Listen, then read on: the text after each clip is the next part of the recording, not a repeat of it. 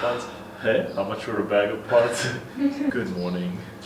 As with smokes for folks. You ready? Are Are we hitting this in one take? Dude, like Leonardo DiCaprio does his stunts. You get somebody else to do it. I was going to say. Yeah. Okay. Amazing. I assumed you didn't drown during the Titanic. No. I assumed they sent somebody else to do that. I think I saw it in a movie after that. Catch me if you can. Yeah. Got it.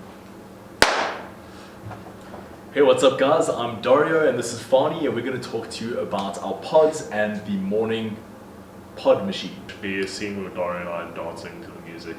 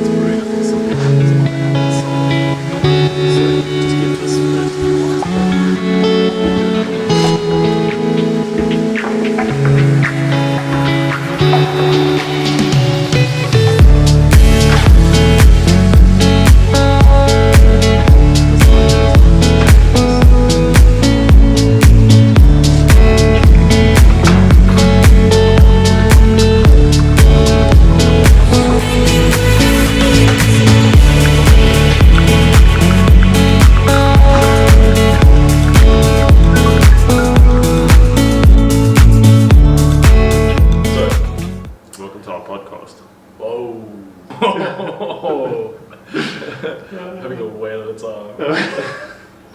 So Fanie, I think a good place for us to start is talking about why we decided to put out a pod product. We are obviously a specialty coffee roastery. We source and roast some of the best coffees in the world. And I've actually been very anti-pod for a very long time. And it's purely to do with the single-use nature of a traditional foil pod. And yeah, a lot of our fans have been asking for pods for a long time. 4 weeks, a company in Cape Town approached us. They are producing a completely compostable pod with a compostable packaging solution, which I think is fantastic. And after tasting a few of our coffees through their system, we decided to pull the trigger. We started with our State of Mind blend in our first round of pods, and it's tasting great. I think the biggest challenge with the pod though is that the expectation is that coffee from a pod through an espresso or the equivalent type of machine will produce an espresso type of drink, which I think is just an unrealistic expectation. There's so much that goes into preparing an espresso, and an automatic system like this simply can't yield the same results that we're going to get through a high quality grinder, a high quality espresso machine and all the likes. So from a product perspective, I think it's just a cool conversation to talk about where the pod fits in. On the spectrum from espresso to filter coffee, it's definitely somewhere in the middle. The filter coffee would have a TDS, total dissolved solids, basically the strength of your brew of around 1.5 to 2. And the strength of this brew is much higher, more like an espresso, which would be in like the 8 to 11 TDS range. Our pods are falling kind of in the 3 to 3.5 TDS range, which just gives you an indication of brew strength. Now, again, if we're talking about the pod as a different product to an espresso, brewing with the traditional 9 bars of pressure might not be the best way to go. Yeah. And Morning, a company producing some very, very sophisticated brewing equipment specifically for the Nespresso compatible pod, felt the same way, and they've put together an amazing machine now. So I know you've been playing around with it, I've played around with it a whole lot. There's some amazing features and benefits, and maybe we'll come back just now and talk about some of those features and benefits. Yeah. What has your experience been like working with the machine? So with regards to the coffee machine, I think for me from a brewing perspective, the value add is really having the capability to manipulate variables, being able to choose how much water you're putting through your pod, at what pressure, how long are you blooming for. So it gives you a lot of different options to work with regards to brewing variables. With the standard pod machine, pop the pod in, you run it for however long they decided to make it run for, and then you have your cup of coffee. Where with this, I'm really able to like tailor my experience and tailor the brewing style of the machine to the different coffees that I'm brewing with, which is very cool. I think that offers people who are interested in brewing at home, but prefer the convenience of pods, to have a little bit of flexibility in their home brewing and being able to brew different coffees from different roasters at different recipes, which is not a capability that we've seen in the pod brewing space before, which is very, very cool. So true. So some of the cool features that I'm aware of, and I'm sure there are a lot more that we haven't yet figured out yet, but the app is very intuitive, quite easy to use. You can really manipulate your brew variables. You can change your temperature of the machine, which is very easily on the app, which is fantastic. There's a scale built into the drip tray, so you can do gravimetric brewing, which is amazing. Yeah, which is very cool. Some very long pressure profiling options as well, similar to the kind of technology we're seeing on a decent espresso machine, but obviously at a fraction of the price. And overall, just a really, really simple machine to plug in, spend a few minutes figuring out the app and how the machine works, and then you can literally play to your heart's content. So what kind of recipes have you been finding have worked really well on our pods? So I was playing around with our pods during the course of the morning, and I figured out the course of the morning. So I figured out that we are working with kind of like, I think the dose in the pods is like 7 grams of coffee. So I was trying to develop recipes based off of that with like slightly shorter like yields. So less coffee in my cup, around 28 to 30 grams. I ended up finding that longer extraction, so something close to a 36 gram yield, was very beneficial from a TDS perspective and an extraction perspective. So our 28 to 30 gram shots were sitting around a TDS of 2.8, versus when we pulled a slightly longer ratio, we actually had a higher TDS but with more liquid in the cup, so you have an overall better extraction. So one of the recipes that I was playing with was a 36 gram total yield, with a slight pressure profile and a 20-second bloom.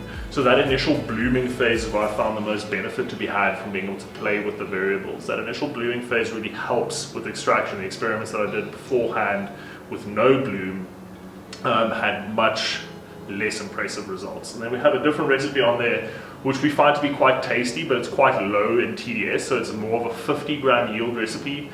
At like a 2.2 TDS, so it's less strong than the 36 gram recipe, but it was incredibly tasty and flavorful from like a flavor experience perspective, while still maintaining really good texture. So it was a little bit more dilute, but really quite tasty. So the extraction would have been up, but the concentration would have been 100%, down, much closer to a filter coffee. Yes, exactly. And it had those characteristics, so it was really, really tasty.